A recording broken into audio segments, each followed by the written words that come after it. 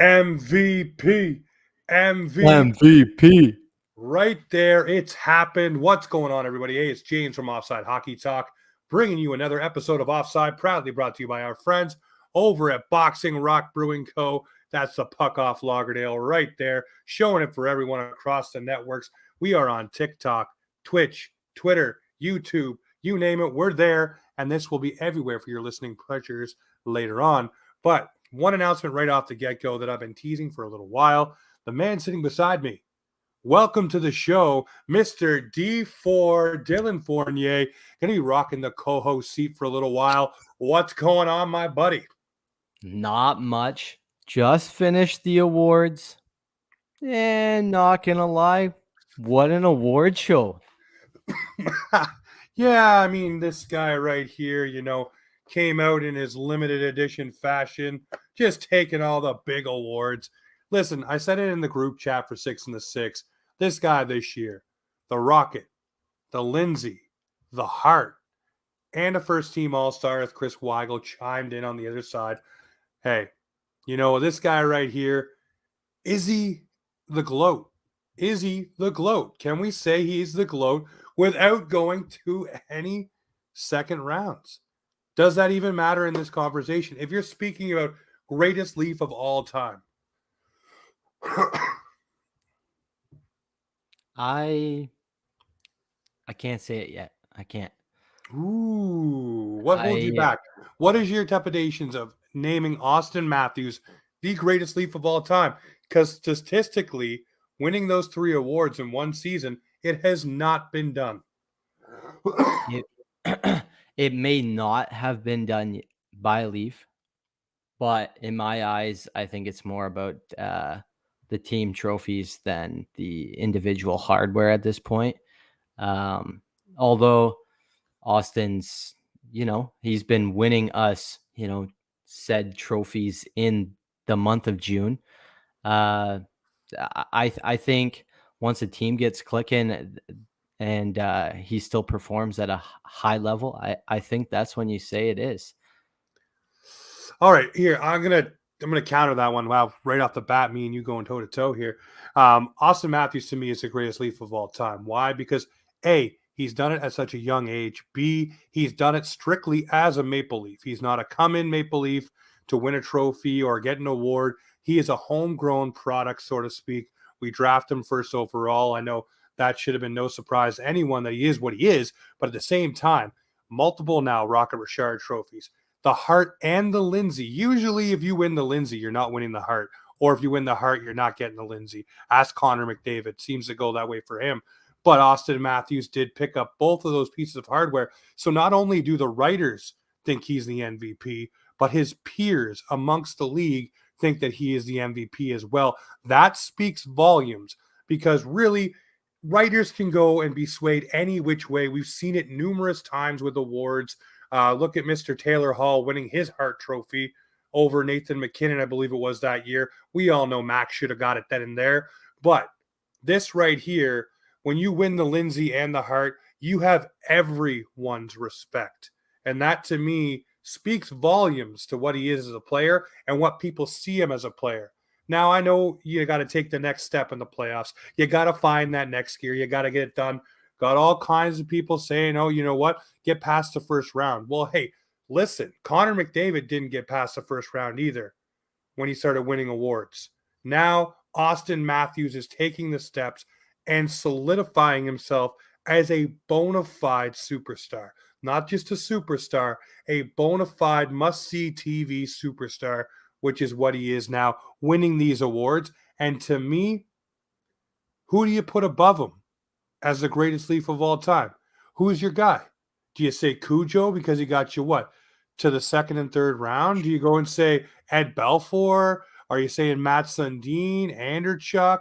Are you saying Johnny Bauer, Frank Mahovlich? Who are you saying? Who is the guy that usurps him right now that in your mind you say he's got to get to this level to be the GLOAT? I would just any of the guys that have won the Stanley Cup, and I think it's truly a very hard trophy to win. And I know it takes a team, And I know I'm not bashing Matthews for any of his awards. I don't think Sundin did any of this. I don't think Doug Gilmour did any of this. No. But I'd like to see some team awards come out, like not a President's Trophy. I don't want that. I want,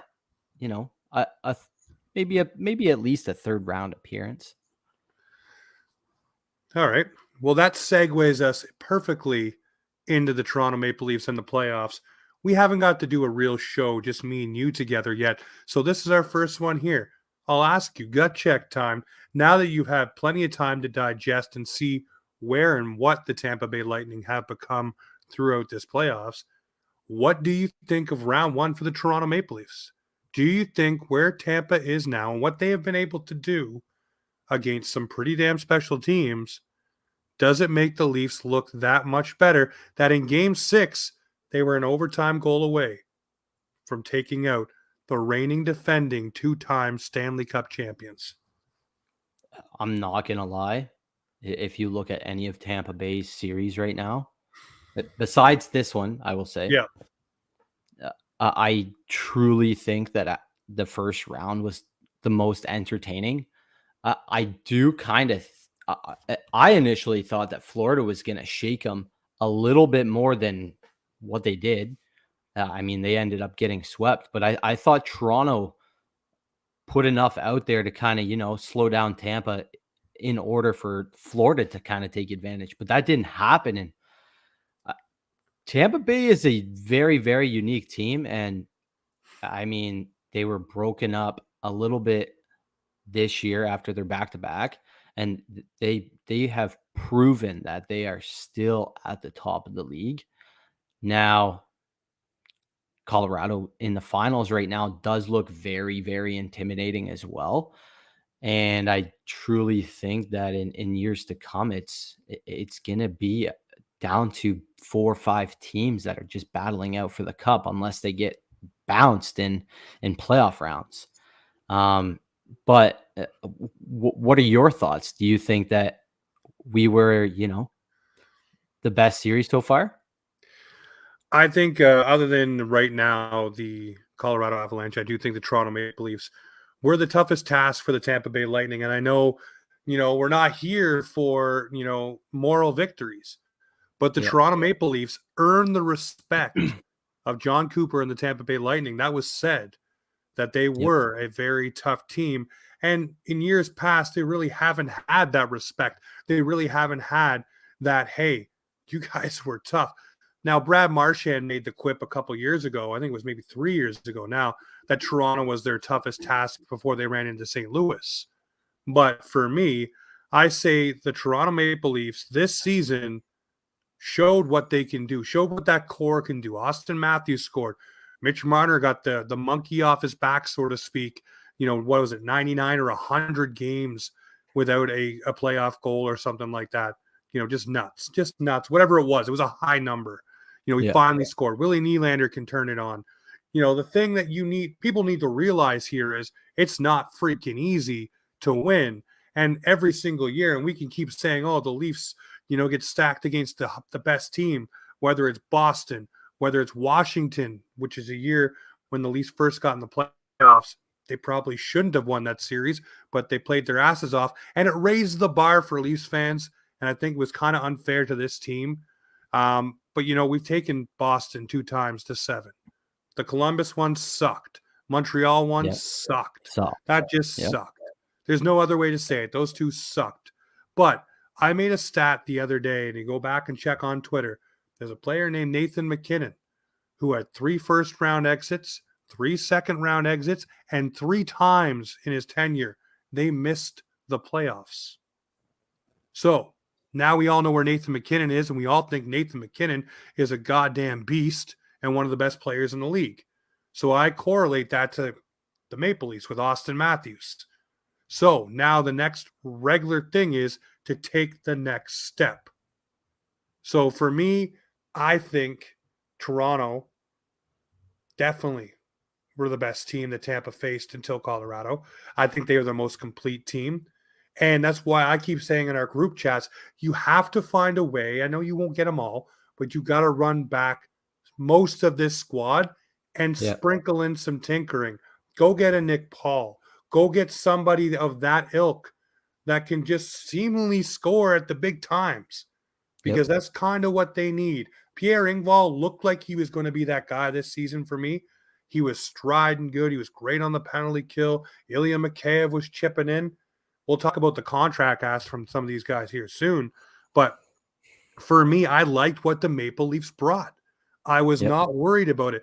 You look through that team and you say, okay, what are their major deficiencies? Their major deficiencies were the penalty kill on 5-on-3, I guess you could say, in the playoffs. But really in the Taking playoffs, penalties, I guess, is number one. yeah, it's being more disciplined. And I mean, that really falls on the coaching staff, Yeah. right? I mean, if you see a guy having a rough night going to the box, and this was another thing that we battled about, a lot of people, you look at them taking out Clifford and Simmons. Why did they do that? Well, Clifford took the big fiver, got Mhm. suspended for a game, didn't come back into the series. In game 2, Simmons was on the constant parade to the penalty box. Yep. So how do you justify having those guys in? I know what they're supposed to bring in the playoffs, and I know that Tampa kept in Maroon and Perry to keep those things rolling. But Uh, you have to try to be smarter and minimize the risk, and that's what the Leafs tried to do. They tried to be too safe. I will say something, like, if you look at Simmons and Clifford on the Leafs, Maroon and Perry are very different in how they are gritty. Like, you see Perry right now, he's lighting it up in key moments, and he's putting the puck in the net. That's something Simmons and Clifford can't do. We need to find somebody like that. And like And you who said, was begging to be a Maple Leaf when we signed Joe Thornton? yeah, Corey Perry wanted to be a Toronto Maple Leaf. He made it very well known.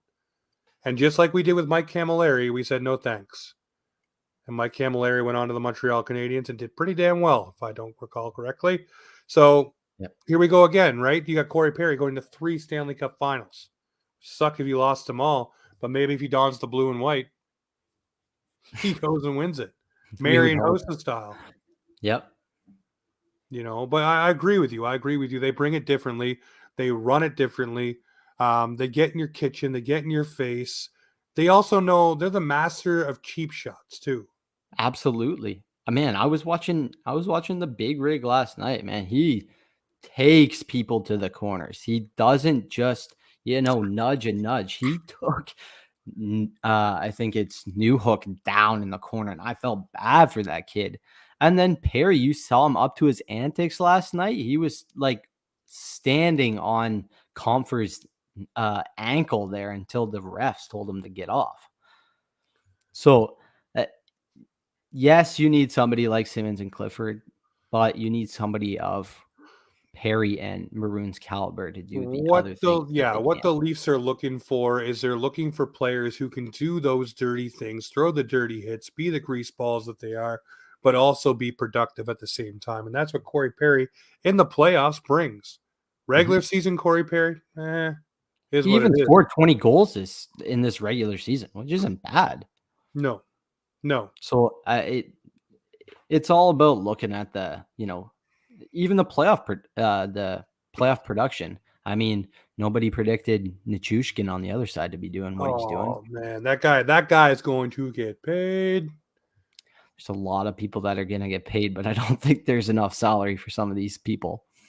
Yeah, we'll talk a little bit more about some of the guys that are on the other sides of the puzzle here that are not Maple Leafs. But let's talk about some contracts. Some news trickled out today that Ilya Mikheyev is apparently looking for between $4 and $5 million per year on a contract. And for me, it's glad you were a Maple Leaf for when you were a Maple Leaf, but that's going to price you out of town.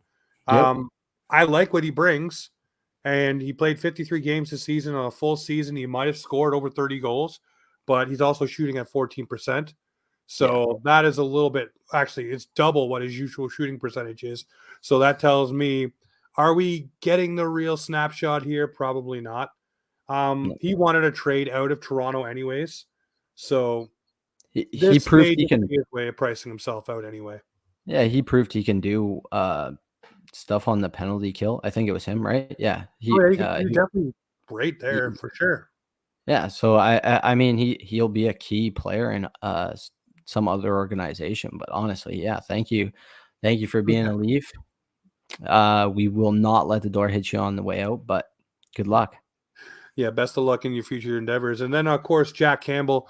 A little bit of information on him. Apparently, he wants north of 5 million as well. I think that's a negotiation the Toronto Maple Leafs can definitely salvage. You guys all know me. Dylan, you've seen it too. I've been on the hype train of Jack Campbell 4 years, 4.5 from way back in the middle of the season. That's the drum that I have been steadily beating, and I think they probably get it done at 4 years, 4.75. The Leafs concede a bit, Campbell gives back a bit, and they get it done because he's 30 years old. By the time the contract's done, he's 34. He hasn't been a regular starting goaltender in the NHL. So, and then also, what do the Leafs have in their system that they can say, oh, we could turn to this guy with confidence? It's not Shalgren. It's not Woll. It's not Petrozelli. It's not the It's Hobey not that. Baker winner. Yeah, that's what I was gonna say. McKay, that's his name. We don't have something to turn to. And if anybody says, oh, Billy Husso, I don't know, man. That's ifs and He's whats and he's candies and butts itself, right? he's gonna be around the same, honestly. At least in my eyes, I think So what's the he's old gonna be. saying, right? Do you dance with the devil you don't know, or do you do the dance with the devil you know? And Well, right now, it's the devil you know, for me anyway. well, how I see it is Jack loves playing here. Like, yes, he may take a little bit of a pay cut. He may not. This last season was proof that he can handle some load management, but I truly think that you need to split a bit more games because of the injury that occurred in the season. Um, but like bringing in somebody like Huso, you don't know how he can handle the media in Toronto, and that's a big thing coming to Toronto. And Jack handles it with ease. So I think I hope something gets done with Soup, but I don't know. I don't know who else would come in as a starter. I don't know who else either. We're doing a little reset here. Hey, this is Offside Hockey Talk. You're listening to across the networks: YouTube, Twitch, Twitter, and of course over on TikTok. We're brought to you by Boxing Rock Brewing Coast, Puck Off Lauderdale, the big beer for the big game. This is your host, James Roberts, of course, co-host right there, Mr. D4, over on the TikTok streams. Go over there, follow him, get on that one right now. Uh, Shout out to everybody over on TikTok. Hey, if you're in there, you don't worry, we're not ignoring you. We are doing a live episode right now of Offside Hockey Talk. Let's get back into it. Yeah, Jack Campbell for me is the guy that you have to have. I mean, you can't go Billy Husso. You can't certainly go and think Matt Murray is going to be, the guy that you're going to bring in. Like, I see a lot of these names and I start shaking my head. It's like, well, why? Why? Why are we taking a step backwards? And why are we looking for a serious, expensive reclamation product? The other one, too, is, Clark Monroe's been beating the drum for Gibson, you know, and for me, can he be a good goaltender? Yes. Possibly, possibly. Can he be a bad goaltender? Yes. And if he's the bad goaltender at over $6 million for a long period of time, that is something the Leafs can't afford right now. Now, if the Yep. cap were to go where the cap was supposed to go, I don't even think we'd have any of these conversations. But got Pete chiming in that he likes that Clark likes Hart as well. Yeah, good luck getting Carter Hart, a young Yeah. goaltender that definitely can probably do some damage in the right situation. Now, James, how would you feel about a bridge deal in order for Campbell, to perform for the next 2 years, and then he gets his payday? He won't do it. You don't think so? He won't do it. He's 30 years old. There's too much in Risk. front of him for risk, for injury, and other things. And you just talked about it, where he was Yeah. injured both seasons he's played for the Leafs. Any meaningful amount of games, he's been injured. Yeah. There's been injuries there. So then he takes a bridge deal and just per se, he blows out his hip. Yeah. Then he's done. Then he's lost it. This is his Yeah. one chance to swing for a payday. And, all the power to him. But if you want to stay comfortable and play somewhere you can thrive, and that and the team in win. front of you, has proven success, and albeit not winning the first round. I think Campbell's a certified starter. Yes, I do. I really do think he is a certified starter. He was I he was up for Vezina at the first half of the season. For me, it's Campbell and Shalgren, or Campbell or Wool. Go with a cheaper backup. Pay your starter. Pay him for 4 years. 4 years, 4.5. That's or 4.75. I'll up it a little bit. That is what you need. And Campbell showed that he can battle. And who knows what happens now when you bring in a goaltender coach that's going to be different than Briere, that'll allow Yeah. Campbell to do maybe different things that he wasn't able to do. I know Briere really wanted guys to play through certain elements of pain, and Freddie and Campbell didn't like that, Yep. and that is something that I know for a fact. These guys wanted to be able to reel it back and rest, but it was, you can play through this, you can play through that. I've seen guys play through this and play through that, and really, we've seen what happened with certain players. It did not bode well. So now you start and you look at it and you're like, maybe it'll be different with this new goaltending coach. But the other goaltender in town too, talk of the town, Mr. Peter Mrazek. Sorry, guys. I always call him Peter Mrazek. I don't know why, but anyways, that guy right there, put him in a can and fire him out of town. He's gone. He's gone. Whether they buy him out, whether they trade him, and I do think they Yep. will trade him. I do think Yep. he goes to probably Chicago or Arizona. Chicago is seeming more and more likely for me. Do they have to add a sweetener? Maybe. I don't think they have to add too much. You look at what Ben Bishop just went to Buffalo for as a cap dump. At least Mrazek can be a useful $3.8 million goaltender on a team that isn't going anywhere. High Arizona, use him for a couple seasons, have a warm body at ASU, and away you go. It's a Yep. win-win for everybody. But I don't know. What do you think? Is it going to be a buyout, or is it going to be a trade for Mrazek? If you can't find a suitor like the Ben Bishop trade, absolutely it's going to be a buyout. But honestly, to be honest, he is kind of injury prone too. So I mean, I kind of lean towards the buyout because people might be other teams might be afraid of the injuries. Is all I think.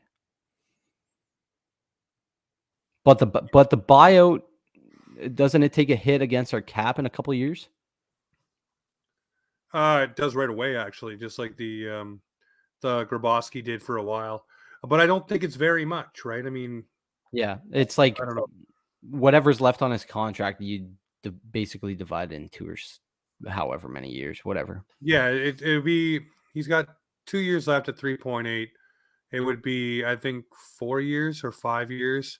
They'd Yeah. have to pay him. I think it's like 1.4. Yeah, bio cost 1.4. Shout out to Lucky Town Canada over on TikTok, bringing all the keyboard knowledge right away. So I appreciate that.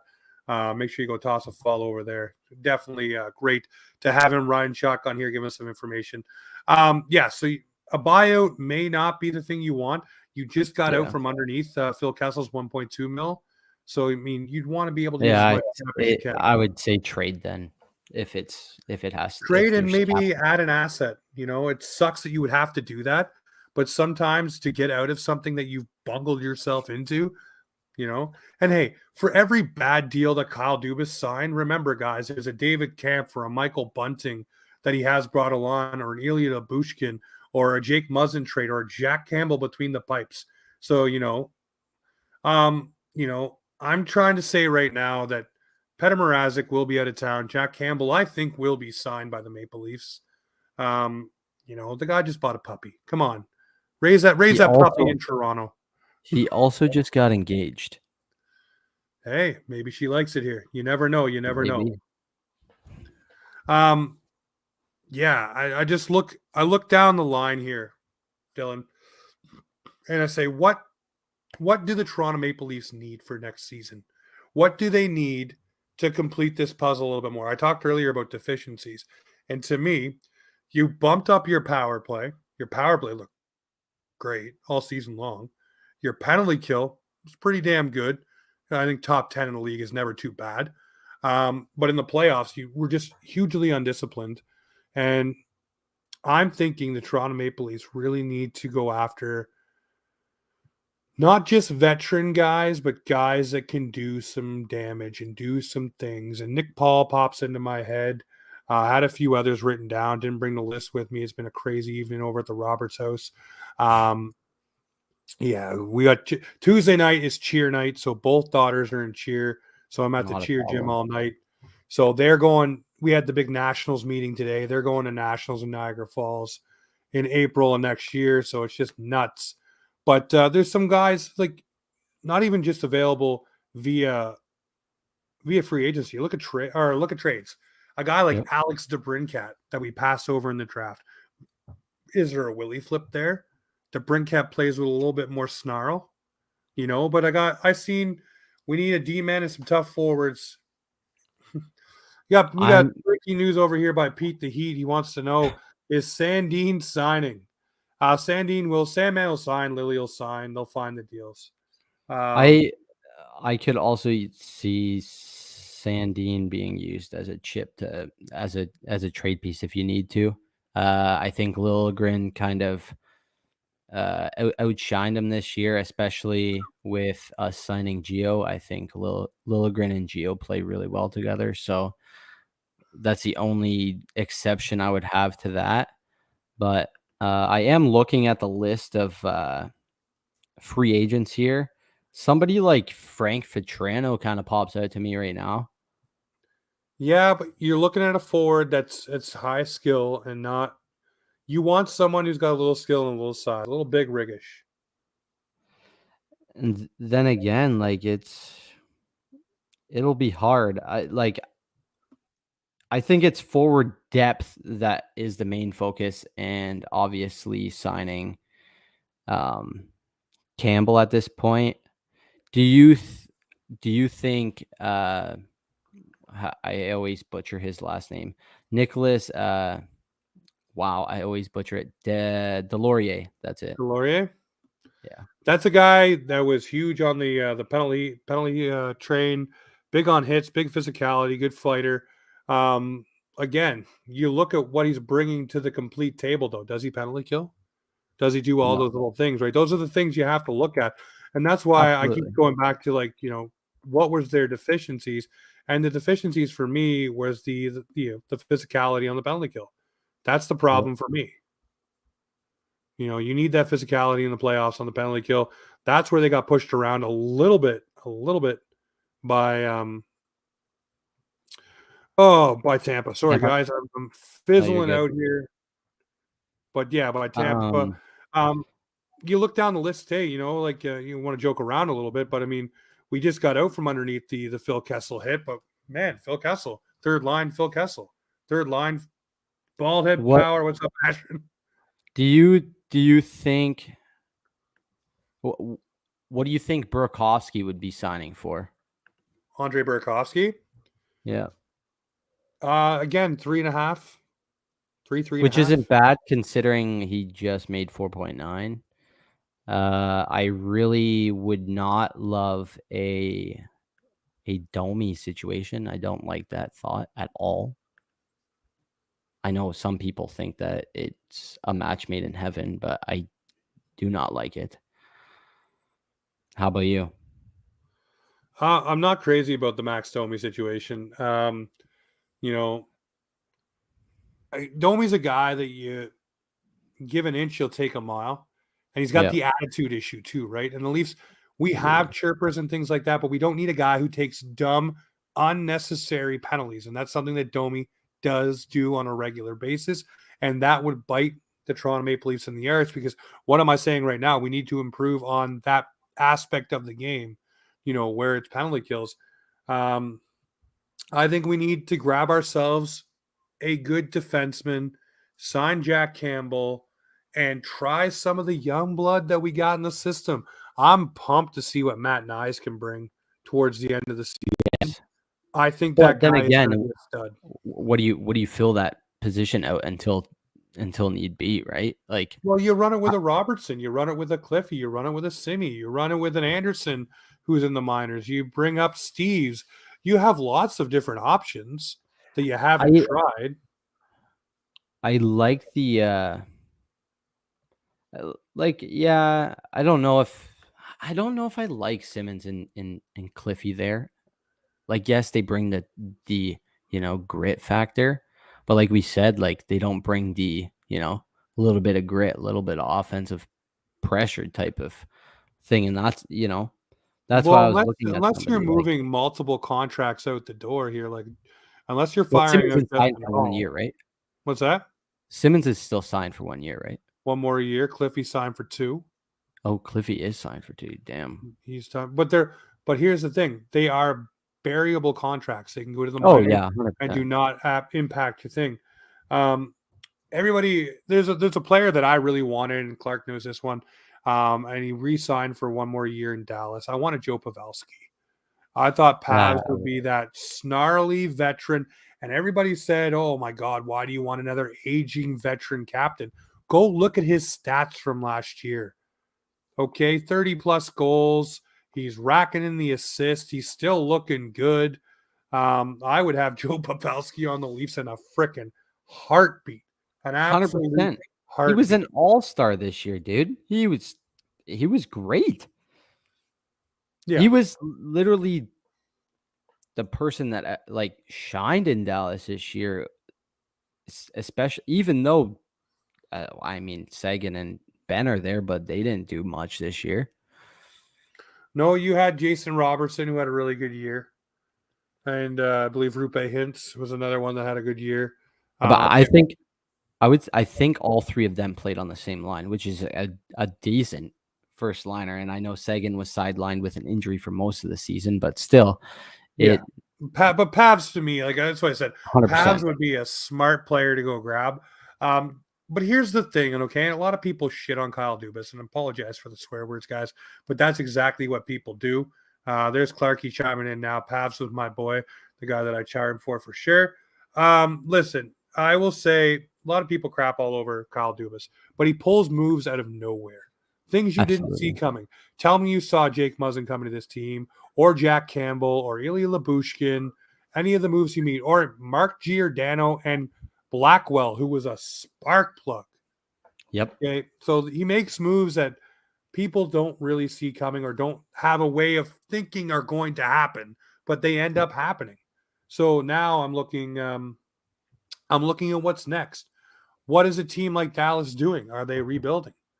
Are they going to go for a run? Are they going to say, hey, we got Jake Ottinger, let's run the gamut? Or can we switch some things around and get ourselves a Pavsy? Uh, Or who's the guy that we go get? But I think there are going to be corresponding moves for this team that sprinkle in around the core. Anybody who thinks we're making deep cuts here, it's not happening.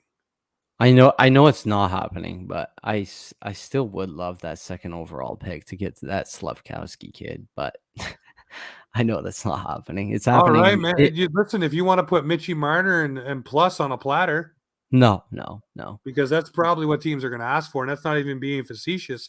Even either that or you throw in Willie Nylander plus. Willie Yeah. Nylander dropping Emila your second round or first round or whatever you have, pick plus to get to the second spot. And then maybe you might have a conversation. I don't know. It's tough. I looked at the free agent list. There's not very many big guys. I would like to see people might hate me for this. Kerfoot out of town to free up some cap space. You could slide in Nick Paul if you could convince him to come But here. yeah, but Blackwell here, plays a great Kerfoot-esque style. So listen, he's what did there. I say about putting Blackwell up with Tavares and Nylander? Because he's a digger. He, He's a guy that goes he and fights and battles and goes and gets the puck. he does what Willie won't do. So I it wouldn't be bad on that line. But I mean, the problem I have with getting rid of Kerfoot, okay, he's got the foot speed, penalty killing. We're talking about making the penalty killing better. He's probably one of the better penalty killers we have in terms of foot speed, in terms of things. But I guess 3.5 million is a thing that you really have to try to get around. A lot of people bashing on the JT signing here across the networks that we're on. Listen, if JT becomes a winger, I'm scared of the Matthews Marner JT line, 100%. Does that mean we have to go find a de facto number 2 center? Sure, bring Nazem Kadri back. Let's go. Run the gambit. We'll put sticks in net. That's all we need to do. Let's go wild up front. Let's just roll it.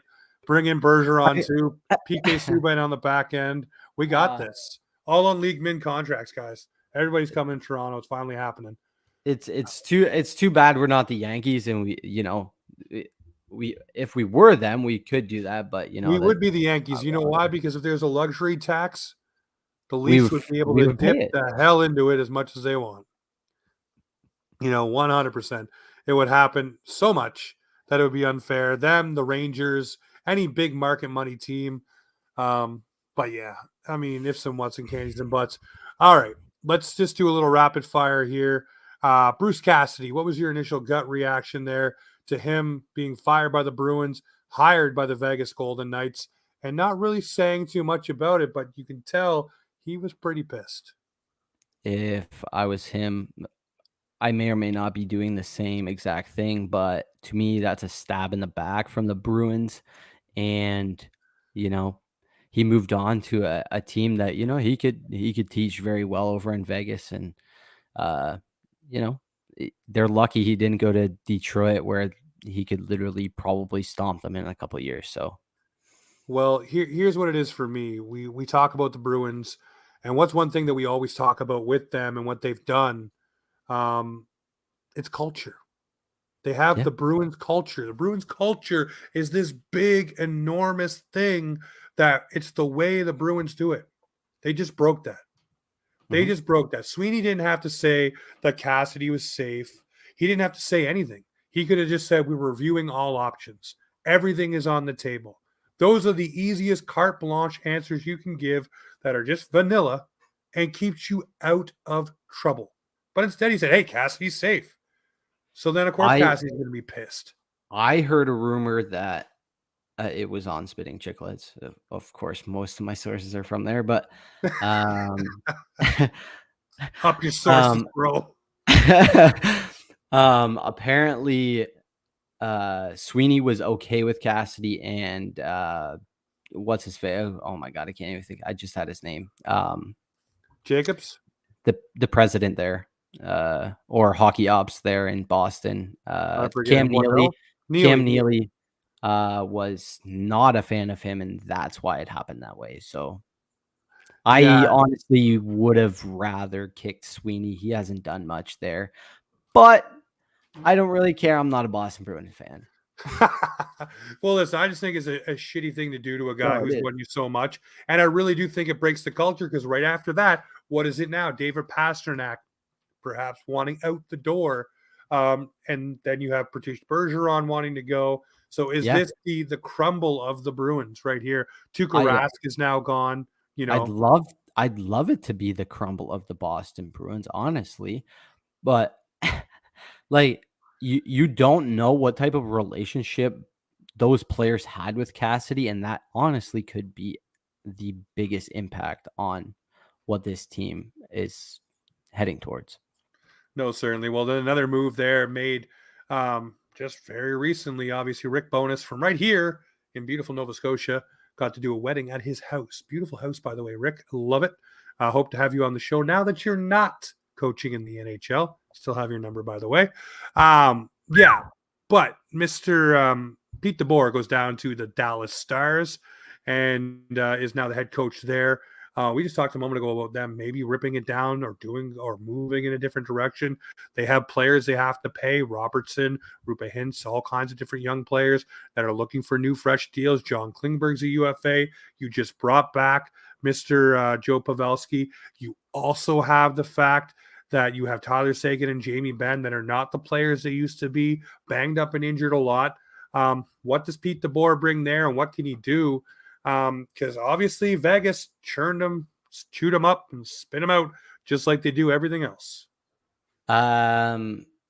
Looking at this, I don't know if you see this trend necessarily, but I think Pete DeBoer is a more veteran, like a teaching coach. Like you look at San Jose, Yep. right?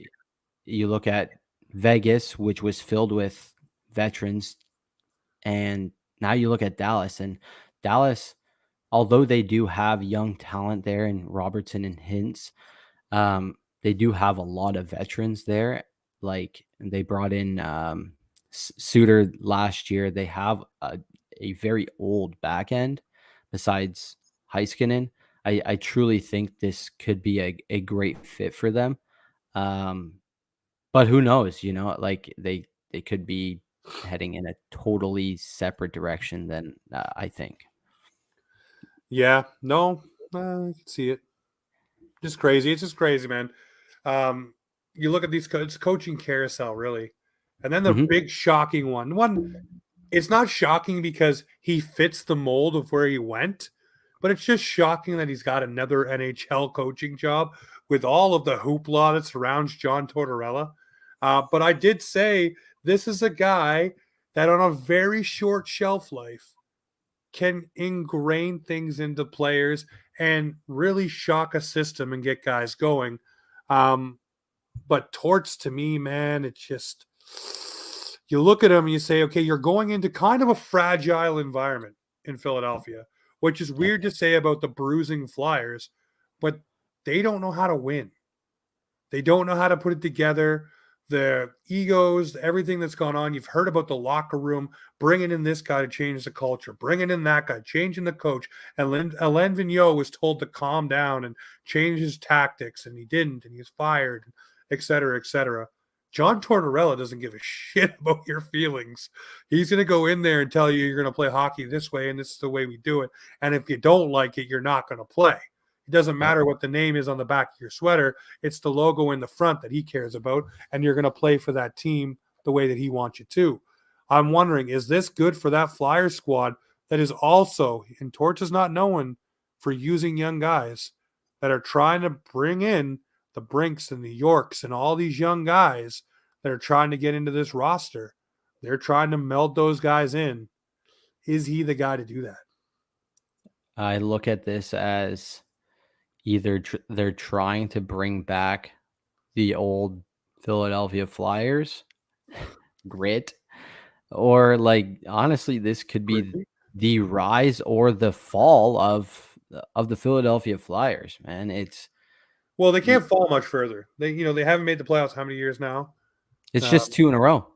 well, only two. Well, it feels like a lot longer, just the way they've gone. Well, they had this consistent back and forth for I want to say 8 years in a row. I could be very wrong on that stat, but it was like they missed, they got in, they missed, they got in, they missed, they got in, and I think this was since they've been to the finals. So maybe they head right back up into the playoffs and maybe stay at that pace because Torts will instill a Yeah, culture where this is how you play and this is the only way I want you to play.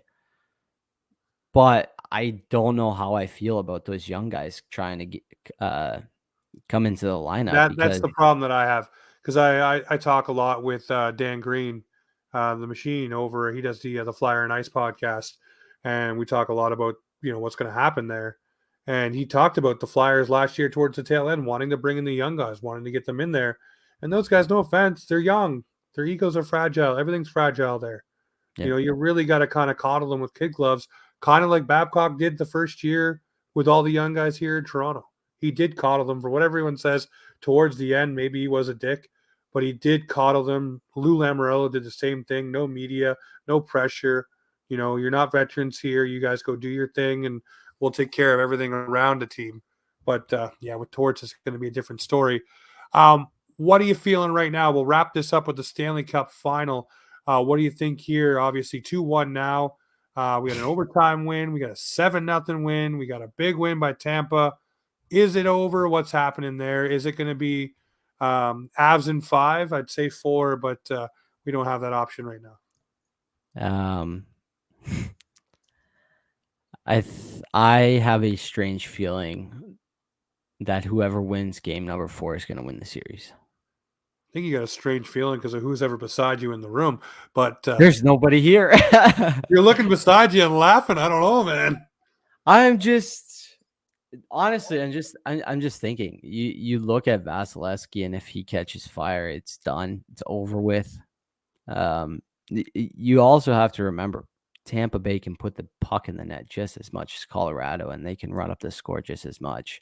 And then you look at their goaltending, and Vasilevsky is the only one that stands out to me. Kemper is not reliable, although Vasilevsky should have gotten pulled in that 7-0 win.